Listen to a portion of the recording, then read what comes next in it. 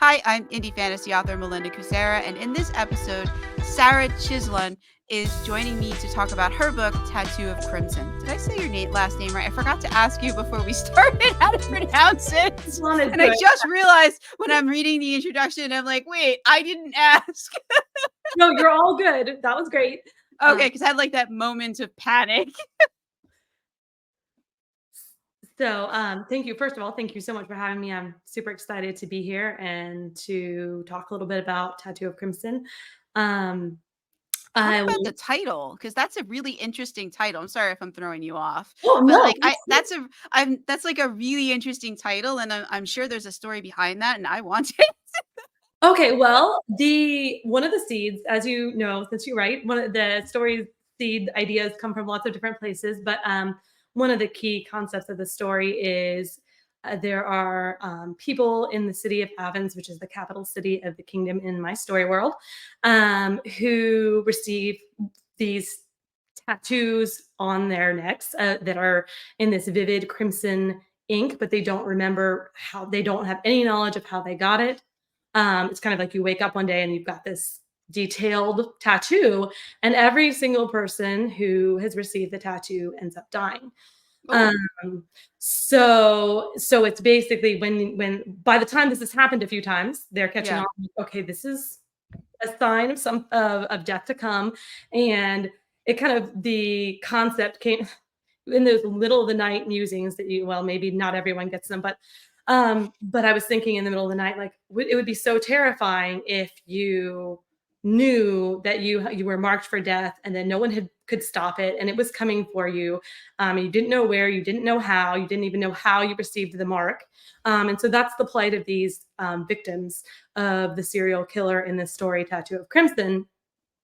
And since that's a key Oh, plot element, it just suddenly I was like, well, that should be the title of the story, because yeah. so not I'm a maybe big fan of like put the obvious title. yes, yes, it might not be super creative, but it was an important element of the story Yeah. and it just felt right to me. I played around with some different title ideas, but that was the one that just stuck and resonated with me. So that's where it came from. No, that's a cool title. So these tattoos, you said they're very detailed. Like, are they always the same, or are they different? They're Do they always have the okay, same. go on. So then by the time this has happened a few times, the potential victims are under watch. The authorities of the city are like, we're going to protect people. We're not going to let anyone else die. But it keeps happening no matter, what kind of guard they set, no matter what kind of watch they put. And nobody remembers seeing anybody come in or out. There's no trace of what happened. And they're keeping secret the nature of the death, so I won't say what it is, but it's very clear that it's not like people dying peacefully in their sleep. That there actually are being murdered, and but nobody is able to perceive the murder or how it's unfolding. And so that is what kind of pulls the protagonist, Jessa, into the story, into the mystery, is when her mentor receives a tattoo. Um, Oh, and this woman is a mother figure to her. She doesn't have her mother passed away when she was a child, and so this is one of the most significant people in her life. And naturally, when she's marked, Jessa is determined. Well, it doesn't matter if this is socially acceptable or not. I'm going to go after this killer because I can't lose somebody that I love. This is a restrict kind of a think kind of a Regency England type society where women's roles are very strictly defined and there's expectations of what it means to be a lady. And if you fall outside of that, there's a lot of social censure and your future is not very bright. There's a lot of limited options. And so she's kind of going to have to make some decisions about whether she's going to continue on according to society's expectations or kind of go off the beaten path and pursue answers and justice. And of course, she's got a lot of her own issues to deal with. And I think that I discuss in the blurb that she believes she's fae-touched, which in her society um, leads inevitably to madness. And so anybody who is accused of being fae-touched is taken away to these institutions and basically kept there forever. So it's very important not for her not only to figure out how this came to be in her life, but also to keep anybody else from knowing that she is. And she's got to unravel a mystery of her and her personal life as well, of how this affliction came upon her and how she can prevent herself from what she believes an inevitable descent into madness, as well as kind of, so she's got a lot to conceal from the Wait, world. so what does fae-touched mean? Does that mean literally like some fairy like touched her? Her culture believe, or her society, it's two world, the other world, which is the world inhabited by creatures like the fae and other mythical, Mhm, well, we would say mythical beings, but they're real in this context. Fae, dragons, mhm. sylphs, all those kind of creatures, and they intersect with the mortal world, her world, through crossings. And so the other creatures can pass to and fro, and mortals can also, if they're foolish enough, can venture through these crossings. So it's believed that you would only be fae touched if you had in some way interacted with fae. You had eaten fae food, or drank from water in the other world, or had in some way interfaced with this other world, which they're supposed to be completely distant from and detached from. Ah. The problem is she, as far as she knows and remembers, has never interacted with the other world. So she doesn't understand how this can be possible. And it's frankly terrifying to think there's something wrong with me and I don't know how this came to be. I don't know what to do to remedy it. And if anybody finds out, I'm going to spend the rest of my life locked up and probably going mad. So she's But in there's no outward mark that would tell there's anybody. no outward Okay. mark. So it's just that usually it becomes evident in people's behavior that Okay. they're seeing things that they shouldn't be seeing, hearing voices, that kind of thing, like um, perceiving things that nobody else can, which naturally leads to accusations of madness. And so she thinks she has a chance of keeping it concealed, but there's also a belief that the more you interface with the other world, the more rapidly that will accelerate. So as she starts to suspect there may be more going on with these murders than meets the eye, this is just some difficult choices she's going to have to make as the story goes on. Does she think that this fae touch thing and what happened to her, um, sort of her master, her teacher, Mentor, uh, mentor. mentor, that was the word I was looking for, that there might be some connection? Does she think that there might be a connection? Well, she doesn't at this time because this is something she struggled with since childhood, and her mother Okay. is a more recent, like, young adult connection. So, it happened around the time her mother died. So she's wondered, like, okay, was it something to do with what happened I when her see. mother passed away? She's trying to unpuzzle, like, and, like, without giving too much away because it's going to be an arc that unfolds over so many, Yeah, yeah. but she's trying to investigate, like, what are the possible ways this could have come into my life. And nobody wants to, you can't be too obviously going around, like, and asking people, like, how do you become fatal? If she starts asking questions, too many questions, it's going to draw unpleasant Yeah. attention to herself. So she's trying to discreetly figure out, how can I learn more about this? How can I prevent myself from going mad, or myself, or from being locked up, and from shame being brought to my family? She has a pretty close knit family, and that's an important value to her. So yeah, she's got a lot going on in this book. Yeah. Should we go to the excerpts? Oh, wait, one thing before we do that. So I saw in the blurb that this is a gaslamp fantasy. Yes. What exactly does that mean if someone was like unfamiliar with that term? Well, and I know in our pre-show discussion you mentioned you don't love Jane Austen, but you can think of it as kind of an Austen-esque world meets fantasy. It's usually set in Regency, Edwardian, or Victorian feeling eras. It can be, a lot of people will do it as alternate history. In my case, I have a secondary world, so it's not set. A lot of times, gaslamp fantasy you'll find is set in England, Victorian England, Regency England, with some significant additions of magic or other alternate history components. But I kind of love the freedom and flexibility of building a world from the ground up while I still see. keeping that feel of the it's often also called fantasy of manners because there's very strict like social conventions that are often hampering the protagonists. It will usually have like some gothic elements kind of pulled in. So I think it's a fun genre because it mixes up instead of maybe a medieval feel like a lot of epic fantasy, it's advanced a little bit further beyond that in terms of kind of technology. It's like the fantasy cousin of steampunk, basically. Okay, so it's kind of like the Parasol Protectorate, Yes, but in your own secondary fantasy world. I yes. can't remember the author of the Parasol Protectorate. Older, I older. loved that series. Yes. No, so yeah, you're on the exact right track. So some like the and I don't know if I'm gonna butcher the pronunciation of this book, but The Lord of Stariel is a gaslamp fantasy also set in a secondary world where it has that kind of you get the somewhat the vibes, but you also have the fun flexibility of just entirely new world building and conventions. Um, so yeah, so that's the genre definite. I mean, everyone's going to define it a little differently, but that's the Yeah. basic concept. Yeah, no, I just wanted to get how you define it so that it's if somebody goes and clicks and they see that in the blurb, they're not like, "Oh, what does that mean?"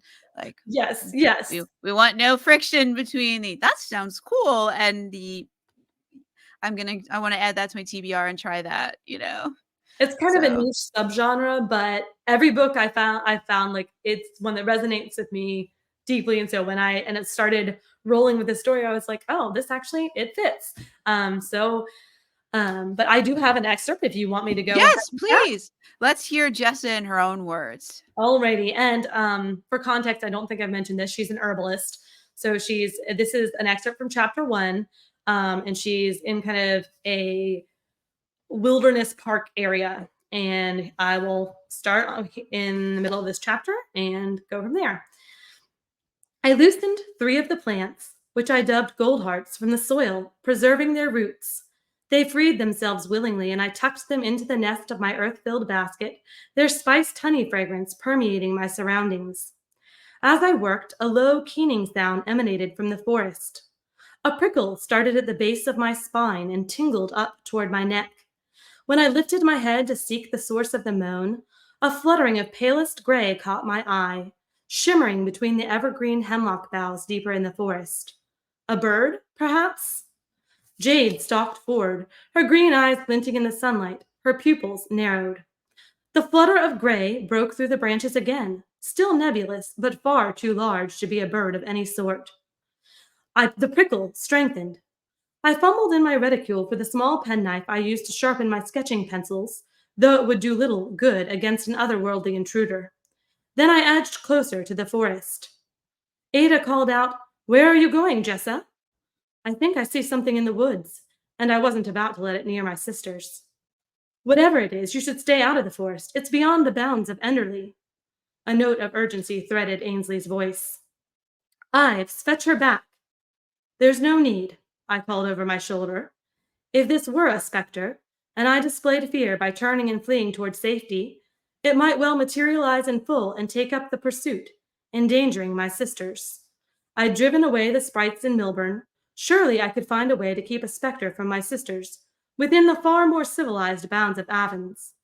I must show it I did not fear, then perhaps it would leave us alone. I unfolded the penknife to expose the blade and strained to perceive what lurked within the depths of the forest without freeing the sensations born of my fae-touch. It might allow me to discern more, but at what cost?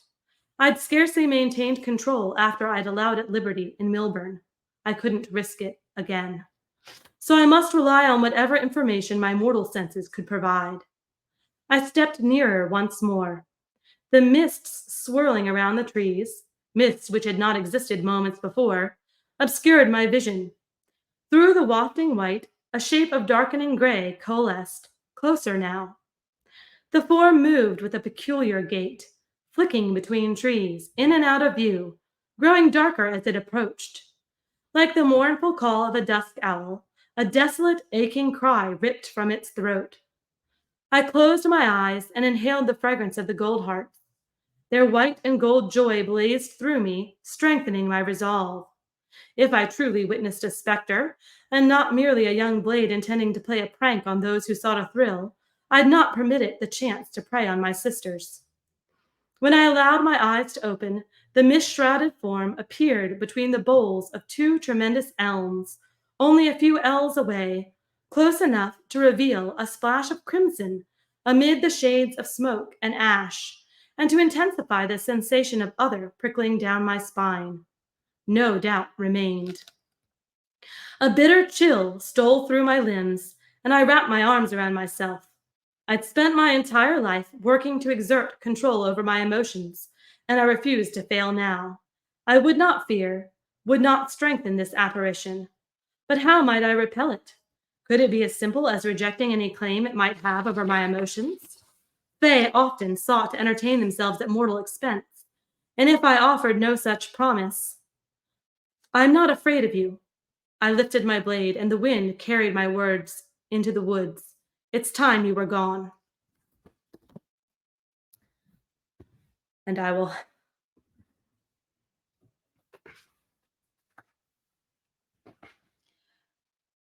Oh, that's it? Sorry, I didn't know. I didn't want it to be too long, so I can keep going if you want. Y can we?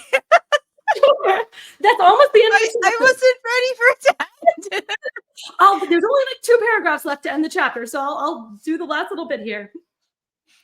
The misty form wavered, then vanished behind the trunk of an elm, and I could breathe once more.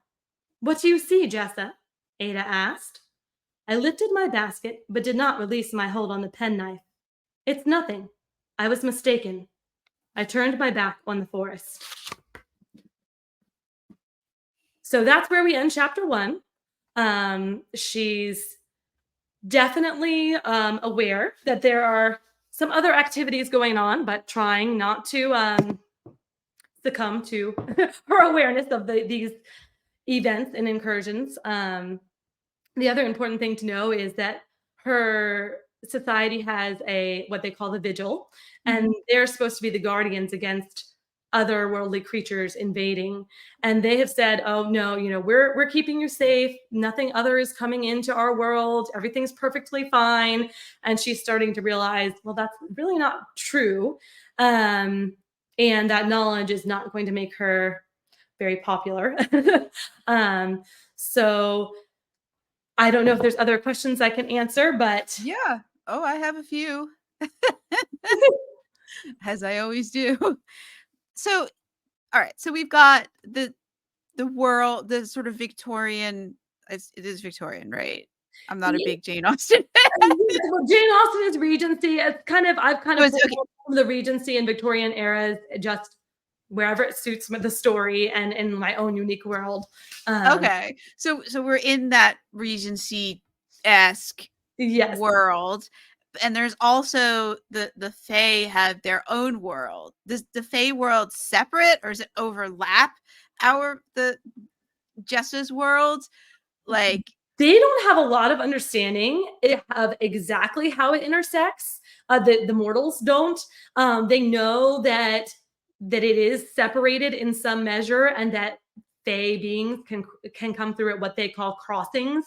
That there are these areas that are kind of trafficked by the other world, and that mortals are supposed to steer clear of. But they don't really have a grasp. And part of her journey is going to be understanding, how do these worlds connect, and how do the Fae travel between them, and how can I protect my world, where it's vulnerable. So yes, they are separate. There are points of interconnection, and the journey to understanding exactly how that works is kind of an important one for her, to be able to say, okay, here's how we can defend ourselves as mortals who are otherwise pretty vulnerable to these more powerful beings. okay, so we don't know. So she's gonna find out as we go on how it intersects, whether they are Yes. separate or whether the fairy world is just one just slightly out of step from from hers. Um, how does magic work in Jessa's world? It's obvious there is some magic at work. Yes. So we have different elements going on. Obviously, for the kind of otherworldly creatures, magic is something innate to them. They have different powers, for what we would call powers, according to their kind, with the high fae being the most powerful and having a range of affinities that give them, the abilities like over the elements and over different, they have the ability to glamour, which is to conceal their true appearance, as well as to exert influence over the will of others. So the different fae beings or otherworldly beings have different kind of innate abilities. And then as far as within the mortal world, they don't have what we would think of as magic, but they have, through alchemy, using otherworldly elements, they're able to they've been creating and inventing devices that can kind of give elements of magical power to mortals, but they're having to use these devices that they create, and they're really largely reserved for the wealthy at this point because Right. it's not a commonplace. This is a budding area of science, in her world. Yes, Pseudoscience. Yeah. exactly. But what's interesting about that is it used to be a much more advanced, and then was kind of lost, and there's a gap in understanding of how did we lose. We used to be able to do so much more with alchemy, and then all knowledge was lost and has been being rediscovered. And what happened and why was that? There's a lot about her world that's kind of hidden from the common knowledge, and she's kind of on a journey to discover and understand why these things are the way they are. um, and it plays into the overarching storyline. I see. So there's a reason that they've forgotten and that things are hidden, Yeah, and that will be revealed, I guess, over time, or if she dependent on her figuring it out. Is the books only from her perspective? they are. It's first person, only from her perspective. I really love the intimacy of first person as a reader and as a writer, but I will say I also love the chance to do other perspectives, which is why I've made some bonus scenes for the series that are from alternate perspectives, and some short stories and some other things that allow me to explore other minds and other points of view. But as far as the main series books, they are all from her perspective. I see. I see. So we in the to get those bonus scenes and things, people need to sign up to your email. I'm sorry, your newsletter, or they're just on your website. How do people get access to those bonus scenes? The bonus scenes are, accessible, yeah, for newsletter subscribers. Some of the short stories are I have a Jewel of Blood, which is a short story that's available, for newsletter subscribers, and then actually this month and next month there will be two shorts releasing that will be up for sale on retailers, and they're also in my reader community. Um, so there's kind of lots of different ways to access some of these materials, but all the bonus scenes are free and available to newsletter subscribers, the main series bonus scenes. So Okay. And we'll have links to all that in the description. And Sarah will, as part of her homework, will double check that we yeah, have all the links for those so you can find them. And just for just for the sake of clarity, we're recording this on January 5th, 2024. So if you're listening to this, in a different month, you may need to uh, Sarah, I guess we'll have some information about for our future listeners how they can get access to these bonus scenes and where. yes. So I just love, like I said, it felt right to just go deep into her perspective and her journey into really learning about both herself and her world and the relationship between the worlds and how all those things intersect. Um, so you kind of, as the reader, get to go on that journey with her, and uncover these mysteries. And each series book, the main mystery is fully solved. So we have the serial murderer in Tattoo of Crimson, and that story is fully wrapped up in Tattoo of Crimson. But there are a lot of other overarching series mysteries that will continue on between books. Which is very cool, actually. I like when there's, the main thing that gets wrapped up and that there's something else that 'cause, I write series, but I also love reading series. Me too. As a reader, I'm involved in some very long series, and every time the book comes out, I'm like, "Oh, I hope there'll be another one after this. I hope this isn't the last one." I am the same way. If a series hooks me, I'm like all in. If it's 10 books, if it, whatever it is, I just want it to keep going and I want to keep spending more time with the characters that I love and the storylines that I love. So I'm right there with you. Yeah, yeah, it's they become your friends. But also to go back to something you said before, you talked about alchemy. So in alchemy in our world usually meant people were taking a bunch of things at like trying to turn lead into gold or other things or trying to create the philosopher's stone for our Harry Potter fans out there. So like in your world, like is your alchemy that same sort of thing where you're trying to transmute some substance into something else that will either become something else or give you that magical power? Because you mentioned devices, so I'm So they're just trying to like trying to understand how the alchemical devices, if you wouldn't mind speaking on that a little bit. yes, no, I mean, no, I wouldn't mind. So they're trying to take it's a risky proposition, but they're trying to take elements that they obtain from crossings or from venturing ever so slightly into the other world, which is extremely risky. And again, why these are more rare and coveted. And they're trying to pull um in essence power from them, like, and use it to fuel these, they craft all sorts of different things. One of the reasons they want to use them is for defense against the other world. They're trying to craft like ward stones and things that will actually repel the ability of like fae to come near and to invade and whatnot.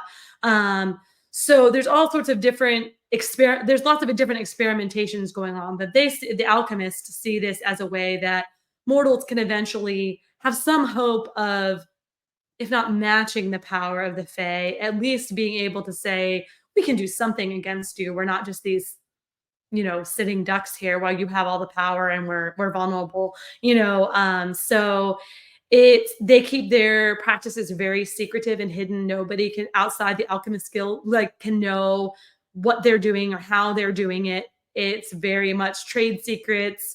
And but they're gaining power as a faction kind of within the kingdom because everybody likes the idea that they could have access to this kind of power. Who doesn't want a feeling of just safety or protection or even the ability to have a supernatural, Yeah. ability. So they're kind of gaining influence and therefore they're all the more determined to guard their secrets of what exactly it is that they're doing and how exactly they're doing it. If that makes sense. Yeah, yeah. No, it totally makes sense. Is so since this is based on sort of recency sort of thing, are they more into like rational sort of thought, or are they like how do they view it seems like they view the supernatural as something that they're trying to control and keep away from them. They want to just put a fence around it and keep it out. But Yeah, so it's is go ahead. it's very much viewed as this is a danger to us. This is a threat to our way of lives. Anything about it influencing us or touching us, therefore, like the fae-touched are locked away in institutions. Like this is not safe, and we've got to keep it away. And like you said, we're all about they're all about like budding fields of like scientific inquiry and study and these royal sponsored just different academic societies studying different areas. And so they are very much trying to rely on study and reason and logic to try to combat some of these more frightening supernatural elements in their world, which may not work out the way they hope, but that's where they're going. So would it be accurate to say they fear the fae and the supernatural because they can't control it because they see them as chaos and as Very not much fitting into their very ordered world. Very much so, because this is all about we're still a very stratified society where, you belong in your position and ladies behave this way and gentlemen behave this way. And, everything just follows this very rigid social order, and the fae and the other world is the complete not that way whatsoever. I mean, they have their own things that determine how their society flows, but it's nothing like the society of the mortal world, and so very much is viewed as a threat. And there's just the very real reality that, I mean, the reason the vigil, which is a powerful element in their society as well, was formed, was to kind of protect the mortal world against the other world.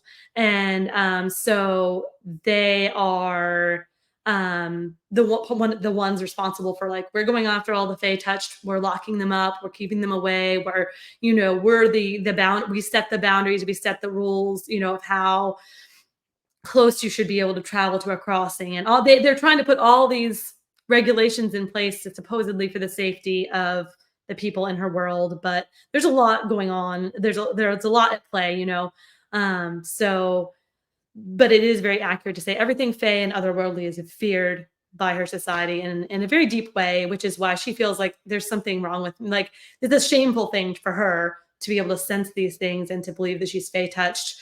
It's not at all something that she wants. As the story starts out, Mhm. it's like, I'm tainted. This is a sign of shame. It's going to ruin my family if anybody ever finds out. That kind of thing.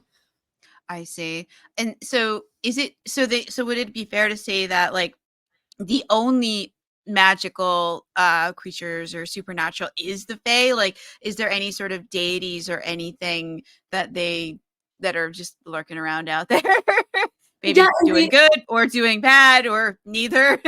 there is, like, what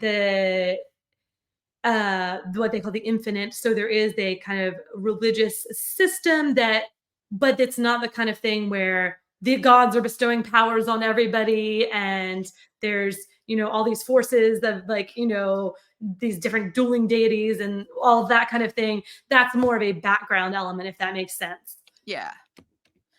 Yeah. I was just curious because, like, Regency, there was, there was it brings it there's there was the pursuit of science in their interesting way, but also there was the very religious, like, there was that, like, dichotomy. I was curious if your second run fantasy had that same dichotomy as part of it. Yes, they would, like, most people within her society would describe themselves as, people of faith, and, like, attending a weekly religious service is like a part of that, that's woven into the fabric of their culture. Right, right. Um, but it's not so much the, like, old school, like, oh, we're sacrificing in the temple, kind of like maybe some of the more epic fantasy sort of feel, Mhm. if that makes sense. Yeah, yeah. No, that's what I was curious, where we fall on that spectrum. So then so in terms of the world itself, like the physical land they're on, is it similar to what you would find in England? Since it's Regency, does it borrow, like, the s- seasonality, any of the flora and fauna, or is it something you've totally made up and modeled on somewhere else? I would say there are definitely some similarities in, like, it's kind of a four-season climate, like, it's and stuff like that. But I've really had fun because the protagonist is an herbalist, um, Hmm. and plant life is a big thing for her, with adding some of my own inventions as far as plants and what they do, and um, of course, how she interacts with them is something that she believes is part of her Fey touch, and she's got a lot to learn about that too. But um, but that's been really fun to develop some plant life and some things that are just purely fictive. And the world, I would say, is a lot. It's a lot about. There's a lot of world building that went into the Fey side of things, whereas the setting of her world on the surface is kind of more ordinary. It appears when you come into it like, oh, this is just an ordinary, well-ordered society. And then it's as you go into it, you start to realize, oh wow, there's a lot that nobody realizes is going on here. Um, yes, but yeah, I would say, in short, I would say, kind of, you could say an English type climate, not a giant massive kingdom where they're kind of, you have to travel, like, it's not like United States size, where you have to travel days and days and days to get across the country. Um, and it is, governed with like kind of a kingdom, like a king at the helm, with an assemblage of the nobility kind of as advisors, that kind of thing. So it definitely has some similarities to that Regency feel, if that makes sense. Yeah, yeah. So then would it be fair to say that then in Jessa's world, there's not like an enchanted forest or like, but if there was such a thing, it would be in the Fae side or wherever their realm is, that everything is sort of mundane, I guess, in her side. Like, is there that divide, or are there those magical places in her world that maybe she doesn't know about or that she may run into? The magical places would be the crossings where like the otherworldly elements are bleeding through into her world, and they're very strictly kind of controlled, where the vigil has said nobody can should be traveling in this area. Of course, people do still, to some extent, but no, no one can build a house. No one can settle within, a certain number of miles of these crossings because it's too dangerous. Creatures are going to be coming through, and it's even been known to affect like the very plant life, the animal life, like everything within that area of the crossing is affected to some extent by the bleed through of the other world. So that's kind of what you would maybe be talking about like the places where the magic bleeds into the mundane. And again, they're trying to just so strictly and rigidly control that, instead of that's viewed as the only safe path, at the juncture in which the story begins. And like what exactly is like a crossing?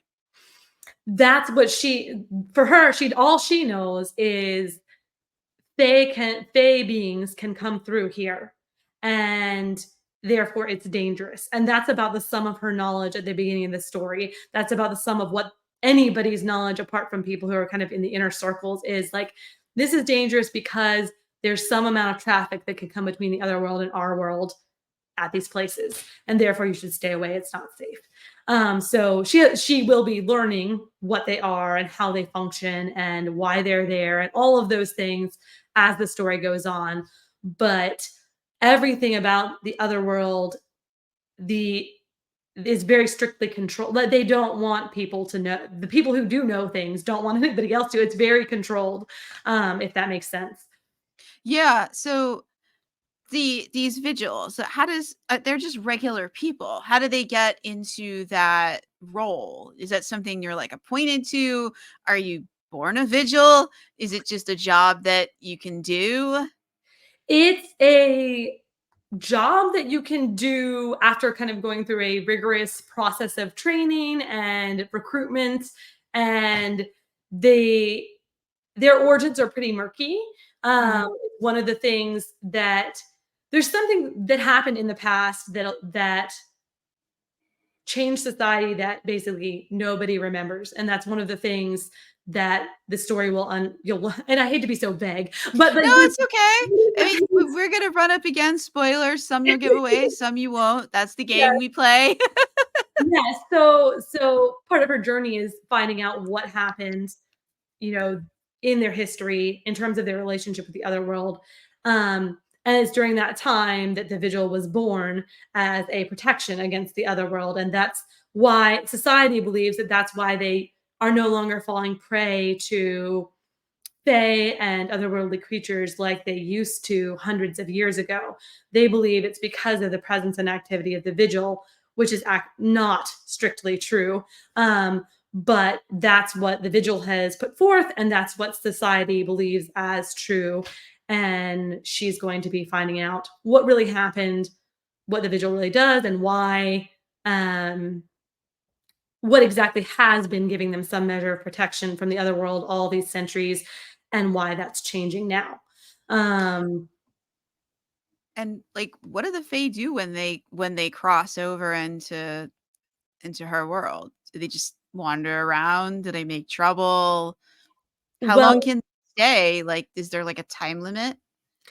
for kind of the high fae are able to they don't have the time limit kind of constraints. For the lower fae creatures, they can only live in the be in the mortal world so long before they need to return to the other world, because kind of the essence of that world, they rely on that for their strength and for the kind of, it's a life essence sort of thing. Mhm. So as far as the high fae goes, they I'm trying to think of how to explain it without saying so that basically, as of the time that this story opens, it is believed that high fae are not able to cross into her world anymore because of protections the vigil has set in place.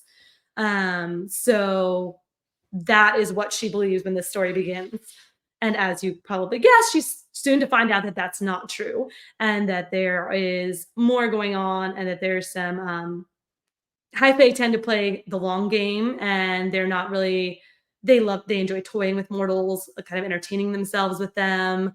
They view them as definitely, for the most part, lesser beings. I mean, they're not, their lifespans are much shorter. They don't have any innate powers. So to the fae, mortals are kind of expendable playthings in a way.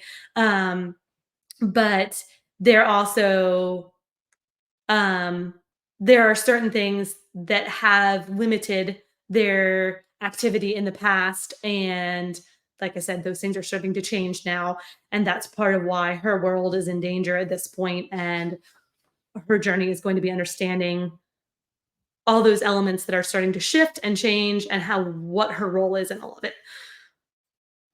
I see. And so you said that so there's among the Fae, they have got their own society, and they're like courts, like the Winter Fae, Summer Fae, etc. Yeah. Um, and they have their own society and government. And what will you tell us about that? Or is that all spoilers and we have to wait? I will say, like, the tough thing about this is a lot of the supernatural element, which is what I get excited to talk about, is very spoiler heavy, because at the beginning of the series, she knows almost nothing, Jessa, and she's like unfolding pretty rapidly, like realizing, oh wow, there's this whole world that I know the folklore of it. Like, they have lore that they've built up about the Fae. Some of it's true, some of it's not so true. But she will come to realize that, yeah, that the Fae aren't this monolithic society, that there are courts and rival power factions, and the high fae are generally considered maybe what you think of as fae, the top of the hierarchy, where lesser beings like sylph or sprites kind of serve within those courts, and they are, to mortals they still seem like a terrifying threat, but within the world of the fae, they're lesser beings, and it's a very might makes right sort of society, where the most powerful are simply put at the top. So you could ascend, you could be from a, where Jessica comes from, a society that's very, you're born into your position. There's nobility, there's, that sort of thing. Within the Fae world, it's basically how powerful are your affinities, and how, you know, basically what can you take and what can you claim? You know what I mean? If that makes sense. Yeah. It is a very, their society has strong rules, but one of those is like the most powerful ascent at the top. So it's has its own downsides, you can imagine. As much as her world can be very restrictive, their world is very dangerous. For someone, especially a mortal, to wander into. But it's going to be interesting for her to start realizing, like, oh, we've kind of thought of within our world as the other world is this like monolithic kind of entity, like all fae are this way, and just realizing, wow, there's so much more to it than she ever imagined. And for me, it's been really fun to, I really grew up reading like fairy tales and folklore and mythology. And so it's been fun to incorporate some of those mythical creatures into my stories, giving some of them kind of my own twist, or just incorporating them, like, um, in ways that maybe people will notice if they're familiar. Like in Tattoo of Crimson, um, there's a fairy tale, I don't know if you're familiar with. It's a kind of obscure one, the giant who had no heart in his body. Um, No, and Not heard of that one. Yeah, so it's super obscure, but as I was and I think you've alluded to the fact you're a discovery writer too, and I do some I'm a mix, like, I do some plotting and some just like, "Oh, wow, this is what really happened." Like, I'm an intuitive writer, and so I find that I will do some degree of outlining to, like, get me going, but then it just goes on its own, or I go back and I'm like, "Oh, that's not what happened at all," Yeah. so anyway, as I was writing, as I was brainstorming the story, and as it was kind of different parts of it were coming together, I realized that there's a nod to that fairy tale that you'll see as you go through the story. So I just love pulling from different elements and kind of making them something new that functions as a whole. Mhm. And it's just been a fun journey for me. No, that as a fellow person who discovery writes, I do some plotting. I it's definitely fun when characters do something and you did not expect it. I particularly like that. Although it makes sometimes writing the book difficult because they don't always do what you need them to do. Yes, or And now I have to go back and rewrite what led up to this because I realized that this is actually what they're gonna do, and now yeah. before, like, that doesn't go okay, now it's all just changed, but I Yeah. love it because it feels like when you hit on that, like, "Oh, this is what" I don't know, if this is what it feels like to me, it's like when that happens where the characters, like you said, kind of go off on their own, it's like it feels like, "Yes, this is what really happened," not the idea I had in my mind to begin with, it's just like like you said, discovering what the story. It feels like I'm unearthing it from somewhere in the ether. I don't know where it Yeah. exists. And it's just fun to go on that journey with them and pull in just different also where I see that different sources of inspiration are kind of being woven into something completely new and different that I didn't fully expect. No, it's so fun. Until you have to write the blurb for the book and you're like, "Well, there was what we were supposed to do, what I thought we were gonna do, and what we actually did." Yes. Oh, blurb writing is definitely my least favorite because I write long books and then you're trying to condense it down to like a few paragraphs and it's not an easy task. Um, but gotta do it. As a fellow writer who writes well, some of my books are long, some of them are not. It's because you can only make the characters do so much. There's what they're willing to do and what you want them to do, and if they're not willing to do all the things you want them to do, the book doesn't end up being quite as long as some other books, and some characters are just very gung ho and don't wanna stop. So, yeah, mine kind of range. Is Tattoo of the Crimson the first book in so this is the first book in a series, I think you've mentioned that. Is it the only one that's out? Are there other books that are out? When are they coming out? Do you know how many do you have, like, a plan for how many books will be in the series? I have a plan and we'll see if it unfolds exactly according Of to the course. plan. But yeah, so there is a prequel novella, short novel slash novella. It's about 47,000 words. It was my first attempt to write something short, and I was like, I can do maybe 20,000 words. And no, No, it's not. I can't Um, either. so anyway, so that there is a prequel. You don't have to read it to read Tattoo of Crimson, but it definitely gives you some insight on like how she acquires her feline sidekick, how this fae-touched starts to become a more prominent thing in her life. But Tattoo of Crimson can be an entry point. Either one can be an entry point into the series. After that, you Wait, wait, definitely wait. Where do people get the prequel? Is that something they only can get from you? Is that on retailers? it is available direct from me and on retailers. So Okay. it's pretty much everywhere. You can get it from your library. You can buy it direct from my website. It's on all the retailers. So it's pretty accessible. Um, What's the title of the prequel? that's Whispers in the Waters. Whispers in the Waters. Okay. So that is, Whispers in the Waters or Tattoo of Crimson can be a starting point for the series.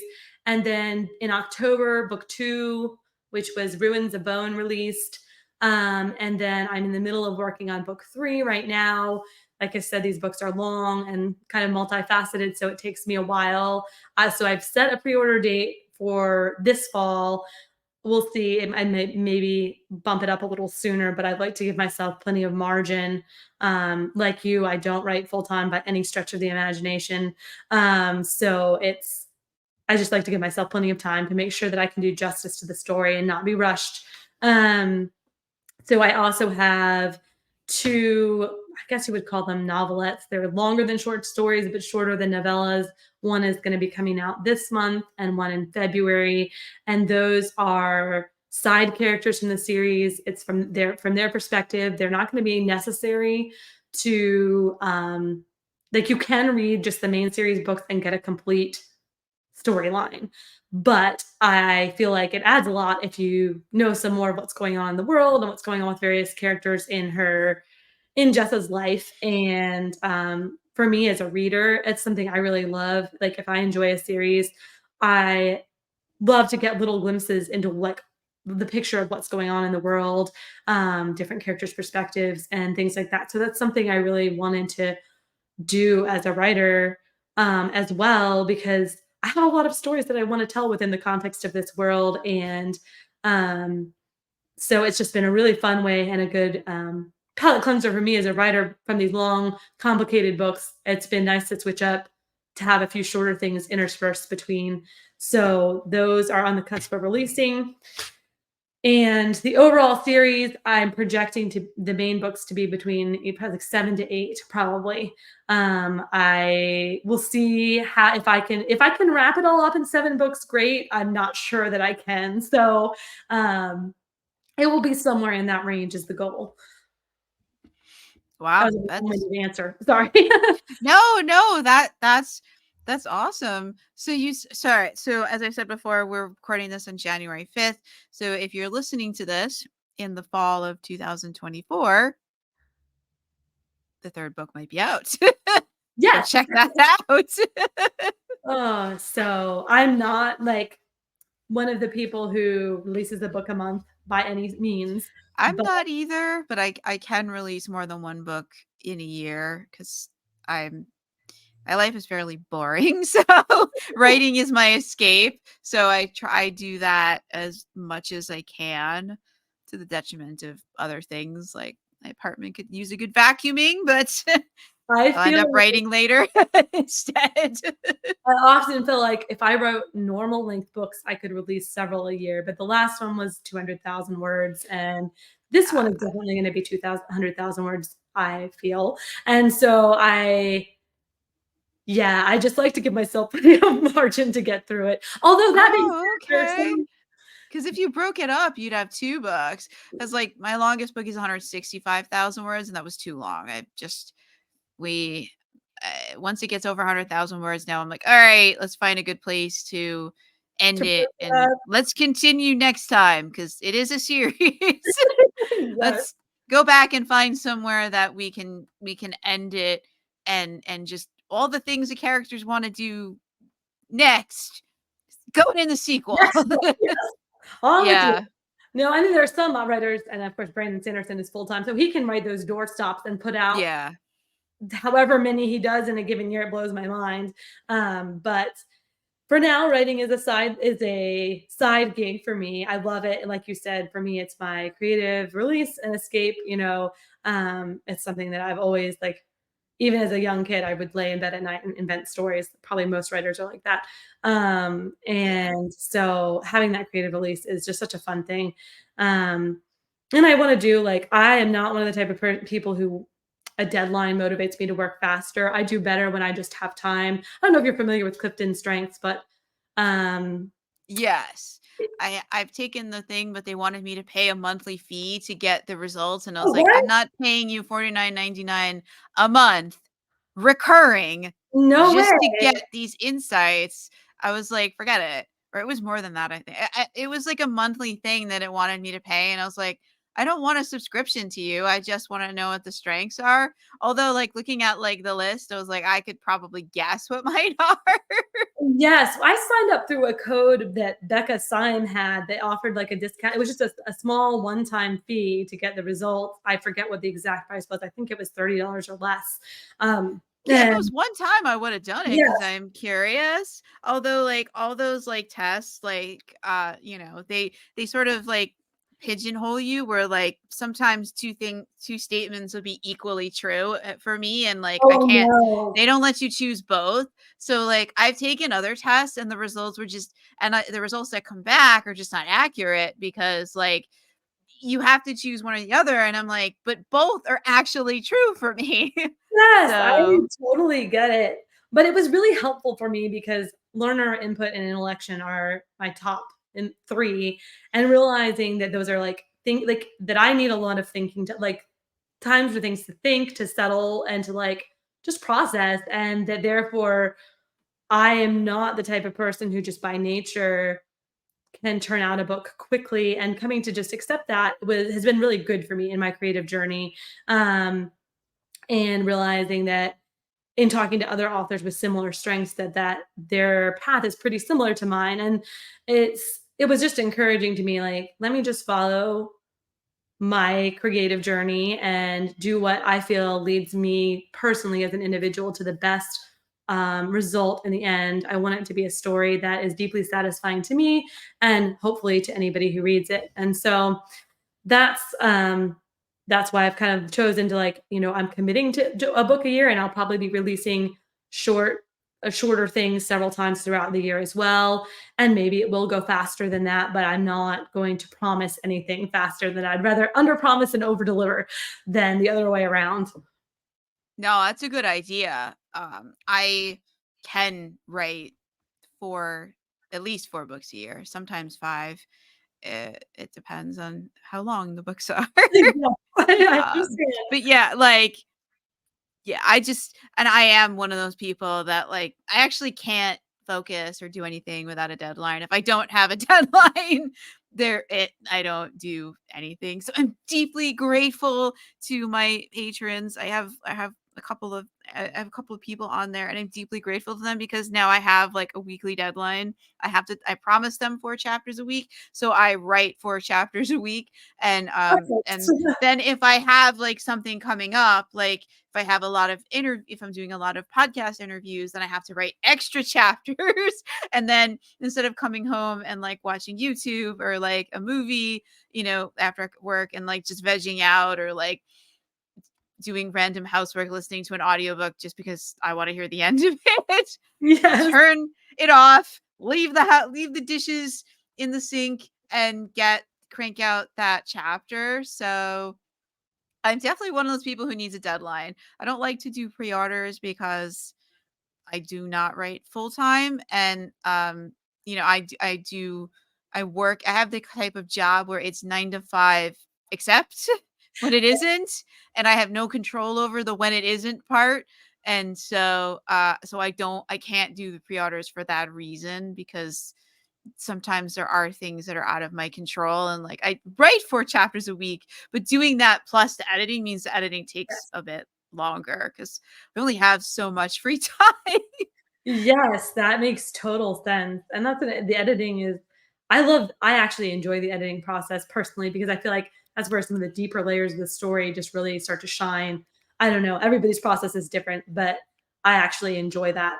Um, I so don't I don't know if I enjoy it. I sort of I I write, but because I work full time and I have to commute to the office several days a week, and I don't get a lot of writing those days, and, like, because I'm writing a book over it's usually about 2.5 months.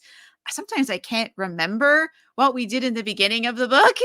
Did she have a jacket? Like, that, like, it's my current thing. I was like, did like I in the current book that I'm writing, like, I legitimately cannot remember if she had a jacket or not in the beginning of this. It is the middle of winter, and I'm like, the heck is she wearing? I don't remember anymore. What kind of gear did she bring with her? Like, what details do I need to be accounting for? Did they already use this magical item? I don't remember.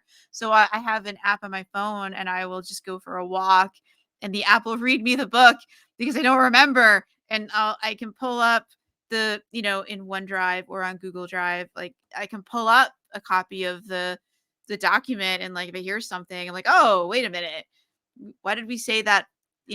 5 different times in 3 chapters. That's a bit repetitive. Let's Yes. take, or like I didn't describe that like at all. Like, or why did they do that in chapter 10? Like that does not sync with what they did in chapter 2 at all. Like let me just stand here like a moron and like type on my phone. So like I'm kind of like editing as I go.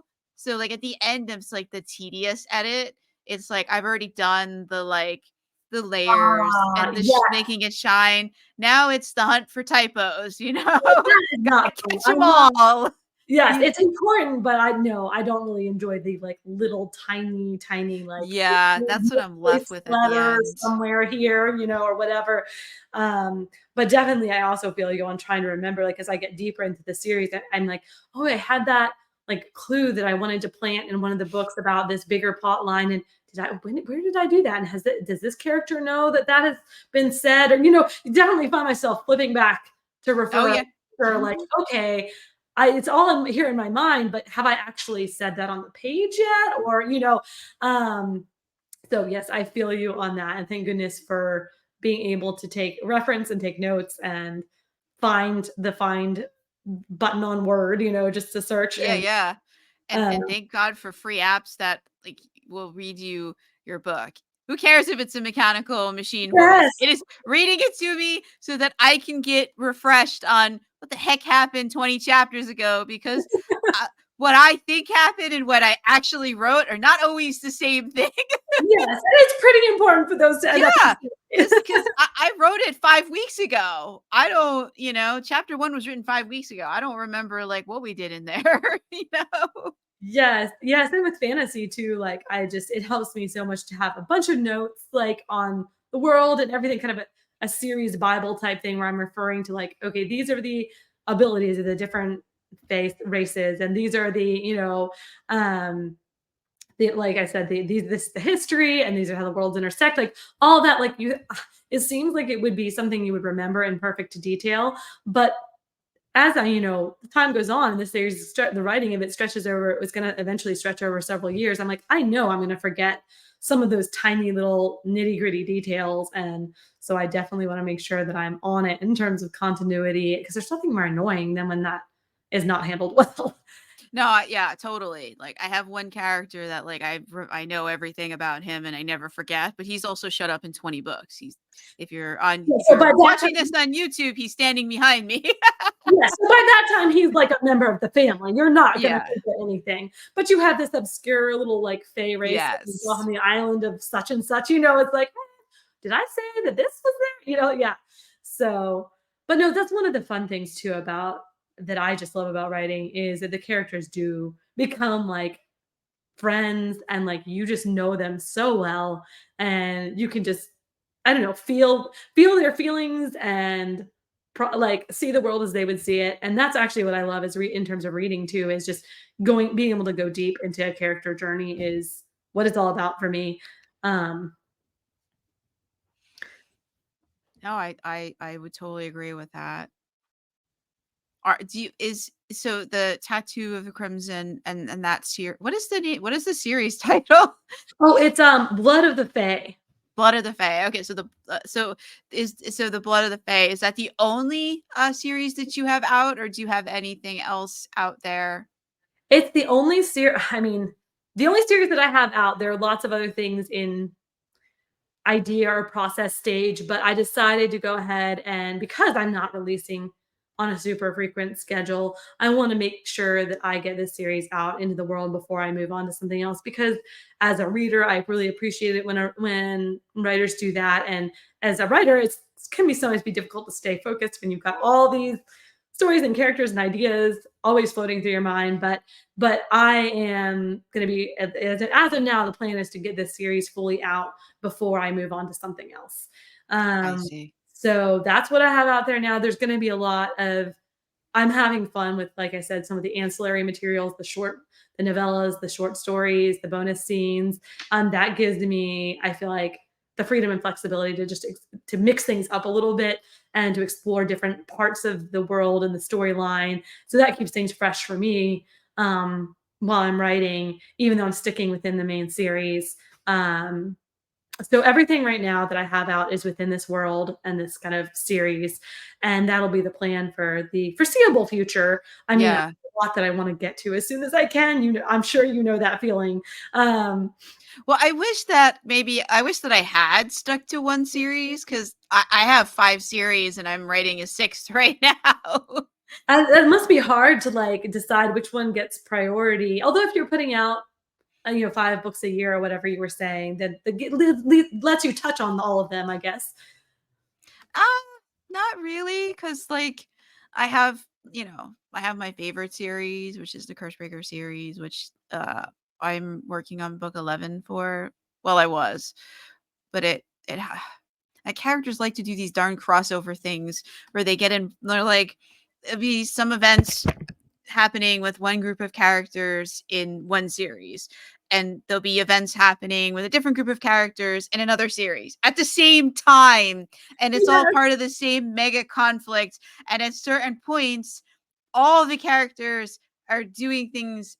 Either they're all at this usually they're all at the same place at the same time doing things, and either they're in each other's way, or they're working together, or they're working against each other. Like it I've done a I don't I've told them no more of this, and they just don't listen. They just keep embroiling me on bigger and bigger, like it's like Marvel-esque crossovers. The current one I'm in is kind of a nightmare, but it is very much a Marvel-esque crossover. I feel like I'm writing like the Avengers here in this trilogy that I'm working on, because it's so, for me to plot, it's very complex, but for somebody reading it, it's going to be a lot of fun because it's just wild. Well, I was gonna logistically, that's a lot to juggle, but it like that I love that kind of story as a reader, and Yeah. ultimately, I have several spin-off series that I would like to do from this one, and so because I love that intersection of Yeah. familiar characters and, like and you're bringing in new elements, and they're teaming up, like you said, and yeah, logistically, it's a lot to keep track of, but it's a blast when you're the reader and just along for the ride. It and like, but for me, the writer, like, I feel like I am like, tied up in the back of a car that's going 200 miles an hour and it's on fire, and there's a dragon like chasing after it, Yes. like trying to squash us, or maybe a dinosaur is trying to. I mean, it's like that. Like, I Oh, just no. can't catch a break, because like in this one they decided they're not all working together. Some of them like don't want to be involved, and they don't care that this ex goddess is trying to destroy all of time. They don't want to be bothered. They're here for one specific thing, and they don't care that they're crossing over into something else. They're going to do this specific thing and get out of there, and it's somebody else's problem if she if she does actually succeed.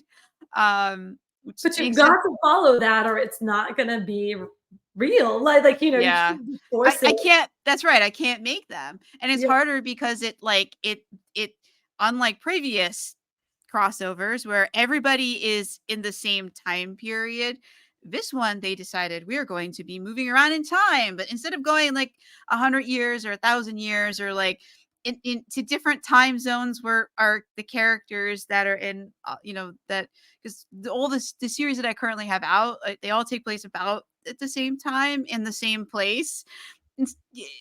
So like we have one group of characters that's like 20 years in the future, one group of characters that's like 4 years in the past, and like they just I'm just ready to murder them all. Then we have some characters who are in Honestly, hell, and some characters who are in, this other realm, and it's just keeping track of where everybody is and what they are doing. And like I just want them all to get to like the same place so we can have one big giant final conflict, and it can send you all back to where you belong. But they just don't want to cooperate in that. So we have the final conflict playing out across space and time, and it's a fantasy book, and I'm like, I can't. My brain is gonna explode. I know that's the problem is like you have to be like or when you're writing like brilliant characters or whatever, it's like I actually have to somehow be the one who chronicles the like I feel like I have to make this make sense. And when people are moving around in time and stuff, like trying to order the chapters and stuff gets really complicated, because this one's in the future. This one went back to the past. Like, I'm like, help me. there is no chronology Save anymore. me. Right? It's not this happened, then this happened. When you bring the time element in, it's like What events are happening in what order? Someone please tell me. Will the real timeline please stand up? Yes, yes. Oh my goodness. I would like to like I was very tempted to like name the trilogy like will the real timeline please stand up? Because it's just like but I am calling it rogue gods instead because there are gods. They are rogue. There are a lot of them, and I would like to murder all of them for the insanity that they are putting me through.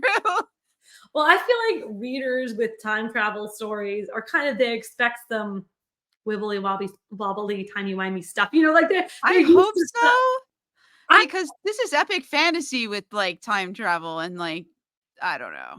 I was not. I don't. You see it more in sci-fi for sure, but I feel like I mean I would go for that, you know, because I like mashups of I mean, genre. that's only like one part of it. Like, there's two other storylines that have nothing to do with the time travel thing, which is what makes it so hard to like plot. Because there's this other bad guy who's like been in like other books and has his latest plot just happens to come to fruition in this book because my characters decided to torture me. So yeah, I don't know. That's my current nightmare. I Well, have come through on the other side and you'll be ready to do it again though. That's what always happens. It's like when I'm in the throes no, no more time travel. They're not allowed. I'm going to end this thing somehow and just break time magic so that nobody can do this so we ever can't do this again. again. Yeah, I can't. I can't do this again. Yeah, I'm going to break the magic so they can't do this. It's too much. Because for they will. all If I leave the ability lying around, it's like a gun. Someone will shoot it. of course, I mean, who can resist power over time, right? Right, especially because they know I don't want them to do it. Like, Yeah. that's what characters do. They're always trying to do the things we don't want them to do. So far for all the elements and things that Fae have power over time is not one of them. So, Oh, you're knock lucky. on wood, Keep knock it on that wood. way. Keep it I've that done way for a your charm to sanity. keep it that way. Like, I don't foresee that changing, but as we were discussing, just being a discovery, at least partially a discovery writer, means that I am sometimes surprised by things that come up. Yeah, But 20 you know, books from now, they might be like, about that it's time a hidden magic. ability, right? Yeah, because I Yeah. never intended to write about time magic either. But 20 books out, and the characters are like, this is a frontier we haven't explored yet. Yes, always on to something new. Yeah. Oh, And they're not allowed to do it again. This is it. This is their one time, no more. They're drawing the done line with in the that. sand. Yeah. Let me know how that works out. I have a bit more to write in it, quite a bit actually. So I think I'm somewhere at the halfway point of all this madness. Um,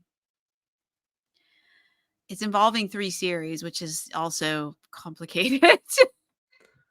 Yes. Do you like one thing that I have been trying to figure out the best way to do is when with all the ancillary materials and stuff, putting together a reading order. Do you have like a reading order where you show how all your series intersect? So if someone's new coming to it, they can just follow along. I have that for 2 series because 'cause they're very closely intertwined. I'm gonna have to add to it because, some of the other series don't directly connect. The characters will go back and like, the characters will show up in it, but there's not, like, a direct point where at which, like, this series branches into that one, or it doesn't matter where the which book you read and then you read this series because it's its own like, I have this one series that's based on the stories of my newsletter where characters come to my world and like drive me crazy, show up at my job. So like that, I don't have like a where you should read that series because it doesn't directly connect with the Cursebreaker series. Like, yes, it's the same characters and they're coming over, but the stories are set in New York and they're driving me nuts. You Yeah. know, there's we're riding down the Taconic State Parkway in my car and they're shooting magic out the window. Like, it's so like off the wall and not related. So for those, no, but for the ones that take place in the same world, yes, I didn't want to do a crossover, but like a book that connected them. That was the Yes. original plan until my characters decided, no, that's not good enough. We need, uh, We need to we need to copy, not copy, but we need to like follow with the like, you know, because I guess I've watched too many superhero movies and they've gotten too many like ideas about things.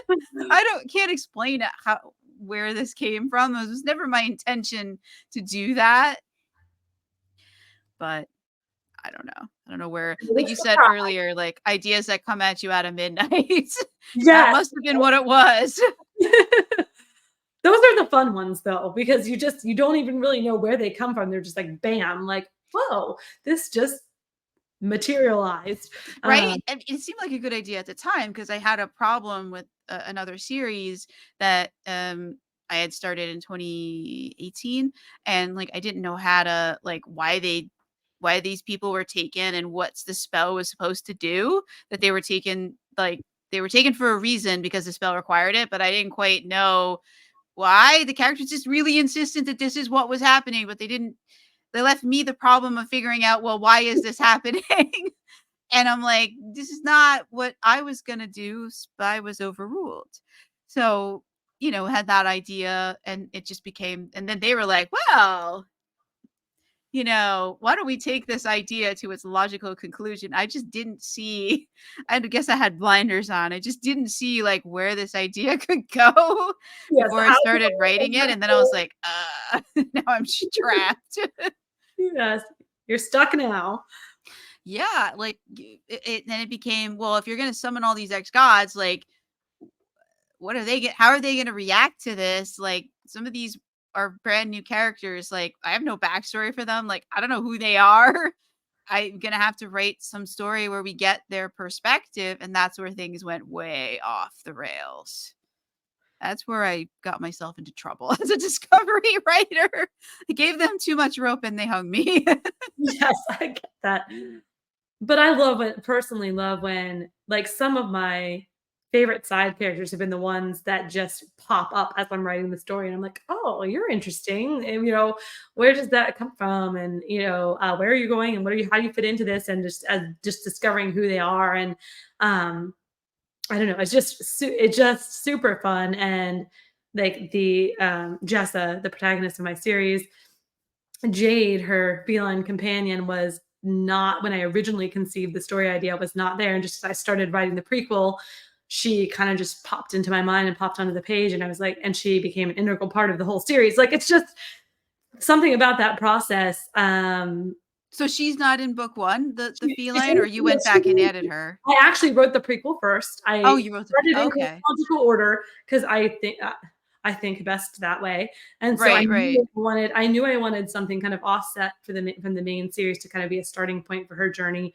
And so the Jade, the cat ish creature who becomes her companion, is just kind of as I sat down to write the prequel, suddenly I was like, "Oh, she's here she is." Like she just sprang into my mind and sauntered onto the page and she has become like a vital part of the whole series. So, it's just fun when that happens and you're taken Yeah. by surprise in the best of ways. So you hadn't written anything on book 1 yet. So you just wrote the prequel and then you wrote book I 1. That's had the interesting. I had the concept of book 1, but I had not written it. So I was like, I knew the events that happened before book 1 were important, but also that they were a little bit offset. Like it was kind of the catalyst for how she gets to where she is at the beginning of book 1. And so for me to just write the journey, it felt natural to actually start there, even though I had kind of come up with the concept for book 1 first. So I actually wrote the prequel, and then I've just gone chronologically ever since. Even though the idea for book 1 is what came to me first. I see. I see. No, that's interesting. Because usually, like, I hear people, they write the series and then they're like, I need a reader magnet. So, and people always suggest go back and write a prequel or something. And then people have to scramble and figure out like, well, what could have happened before the story happened that they could put in the prequel. That's really interesting that you wrote the prequel first, but you don't consider that as like book 1. That's really neat. Well, yeah, and it just felt to me like the main series books follow a certain pattern that the prequel does. Like, it was its own thing. Yeah. But it is I mean, it still follows. It is still a mystery. It is still, but it's significantly shorter. Like I said, it's only 47,000 words compared to the first book was like 157. The second book, it was around 200,000. I think they're probably going to continue between the 170 to 200,000 is my guess. So it's definitely a simpler storyline, but just an easy access point. Like if you want to test out the series and be like, is this for me or not? So yeah. And I knew like you said, like a lot of people do go back and write the prequel later, Yeah. but just the way it just felt right to me to do that first and to just travel with her in a more an orderly way, I guess, through her journey. So that's what ended up happening. I don't know. I can imagine in the future writing series where I might go back later and write something earlier, but it's not how this one unfolded. No, that's just cool because, like, I went back to try and write that prequel, like people said, and it ended up turning into a prequel series, which is part of my like time travel rogue god madness at the moment because that prequel series is tied up in the whole thing, and like, yeah, so. Yeah, it But didn't pan out the way you were envisioning when you're saying no, it not at all. It was supposed to be like, because my main series is it's a single father he's trying to raise his son in secret. He's a mage, magic is illegal, the usual stuff in epic fantasy. Magic is illegal and whatever. there's And all these characters with secrets running around, right? oh, tons. I mean, everybody's keeping secrets from everybody else about something. We revealed a lot of them. Some of them not yet, just because the characters just don't want them revealed yet. So they've done literally everything in their power to avoid it. Yes. It's like, I can only make them to a certain. I can lead them to the revelation, but I can't make them reveal it. I've tried. And then I wanted to try and do another series where, like, looking at it from like, what if you were like a normal person who doesn't have magic and you're living in this, because the country itself is very magical. The enchanted forest covers the entire country. Their former queen is a giant tree who, doesn't particularly like some of the inhabitants anymore because they killed the previous monarch, that regent, um monarch that was in, because she doesn't actually, like, she rules but she doesn't actually rule because, like, she's a giant tree, so she's not going to sit around and listen to people belly aching about their problems. But if you're out in the forest and you need help or something, she is she is the one you want to contact because Like the she's more benevolent force ruling over it, or maybe not yeah. benevolent. I haven't read that series, but uh, But yeah, so like I wanted to do like a series about like just a regular human being, because usually I read about mages and things. At yeah, like, what are you do if you don't have magic and you're living in a very magical country where magic is illegal? And like, what if you're so it's a single mother, her daughter is kidnapped, and like, how do you find her? Like, what do you do in that situation? You have no magic, magical creatures stole your child. Like, what do you do? How do you handle that? And then she ended up going to the nearest settlement and looking for my mage from my other series, and that's where things got like complicated. And I was like, okay, you have to be set a few years in the past because he's embroiled in other things right now and can't help you, and like he's a very helpful person and would help you immediately. So in order for it to be true to him, you have to be set earlier, where at a time when he can go and help you. And yeah, that's why I ended up. Yeah. So be careful with prequels. I guess the yes, moral of the a story, you can cautionary get yourself into trouble like I did. I can totally see that. Because stories always end up bigger than, I don't know, it's my experience. The stories always there's always more than you thought when you get into Yeah, it. yeah. But he was just involved in like a multi-book, like this giant multi-book, like overarching story, and I couldn't interrupt it to help her. So I had to put it in the prequel. And at the point that he was at in that multi-book, just this giant like Lord of the Rings-esque conflict, he had lost his magic. So I was like, this is gonna have to be a prequel. He Yeah. definitely had magic before this point. He will get it back when he figures out how. But right now, he doesn't have any magic and can't help you. So Yes. Go to the head of the class. Perfect. Problem solved, right? Kind of. Yeah, so just be aware of that, like, when you're, if you decide to rate offshoots and things, just pay very careful attention to where things shoot off and where That they rejoin the main, because you can get yourself into hot water like I that is did. literally my exact concern. Like, I have these different ideas I'm coming up with, and I'm like, that's gonna require a lot of consideration, basically, of, like you said, how this intersects with the timelines and who's doing what where and making sure there's no logical Yes. impossibilities. Yeah, it's a lot of work, but it's also the way my mind likes to run those ways, like, where Oh, things yeah. are layers and side stories and all that stuff. So it's just making sure it all comes together in the end.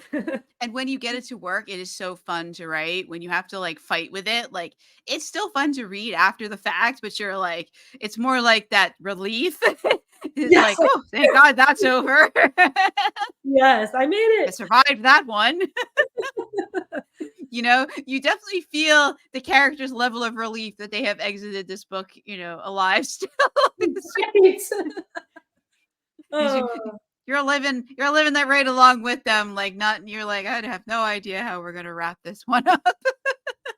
yes, there's definitely that moment of satisfaction when a book is done and dusted. It's like, okay, that all came, like, there were points where I didn't see exactly how all these things were connecting, and now it's here, and now it's like a cohesive whole, and even more than I like, I love that feeling when it's like, this is even more than I thought it was when I set out to write it. Um, so it's just a part of the joy, I think, of discovering things along the journey. Um, I don't know, and I just feel thankful to get to, like, it's a privilege to be able to share stories with the world, and, uh, I know for me, like, stories have been such a thing that shaped my life from the time I was a child. I started reading very early, and stories have always been a part of my life, and, um, I love that I get to do that in some small way for other people, to share my stories with them. So, Yeah, no, I'm so glad you chose to share your story with us today. well, thank you so much for inviting me. I really enjoyed being able to chat with you and hear a little bit about your world and your adventures as well. So I just appreciate your time and the chance to talk with you. No, yeah, no, this was a lot of fun. I'm sorry, I didn't mean to, like, rant about them. I'm still trying to figure out how to escape this.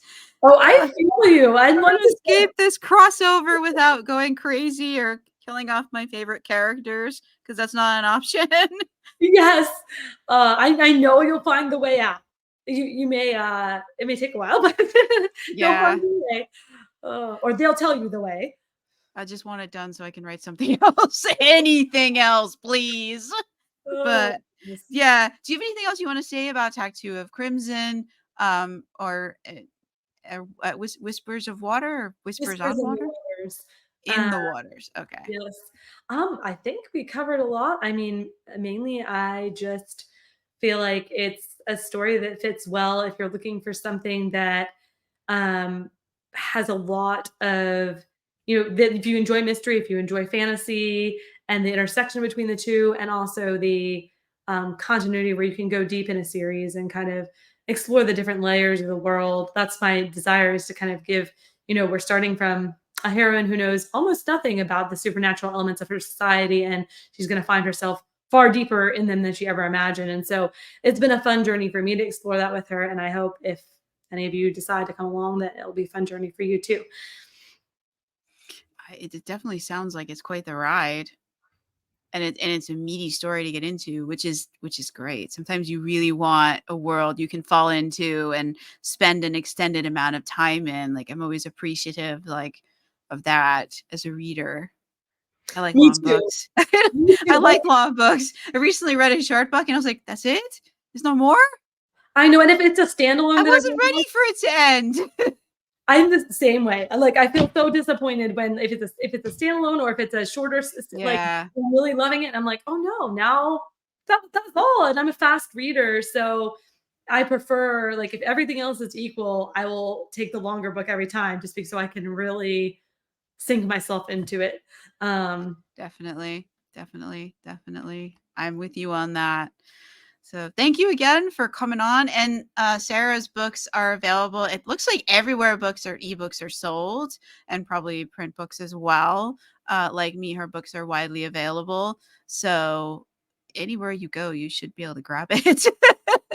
That's true. It's haunting you. It's everywhere.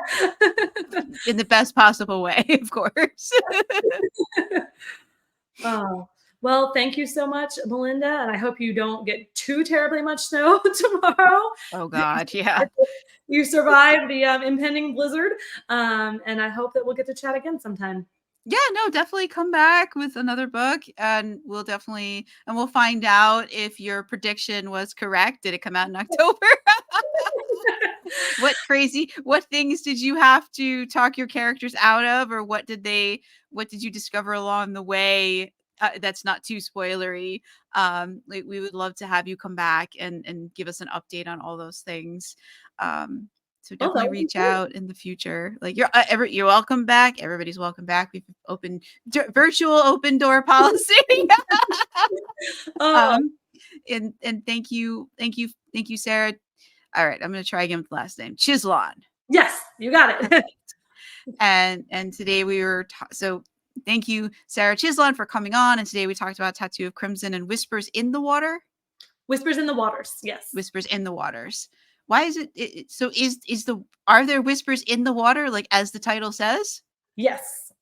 Oh, that's cool. Okay, that's neat. I'm sorry, I'm getting distracted as I'm trying to end the podcast. There's always been a more to day. discuss. There's always more to discuss, no matter how long you chat. That's really neat. So, like, are there fae in the water? Or oh, wait, that might be a spoiler. She will discover the source of them. It's very alarming to her at first, but she will discover the source, and it's tied into the mystery that she has to solve in the prequel. So, Oh, interesting. That's really neat. All right, so we'll leave you with that mystery. Thank you, Sarah Chislon, and thank you all for listening. Remember to follow all the things so that you'll get notified next time an episode drops. And we'll see you again for another fantasy book and another fantasy author tomorrow. We have another one tomorrow. Have a great night and a great day, depending on where you are. Thank you.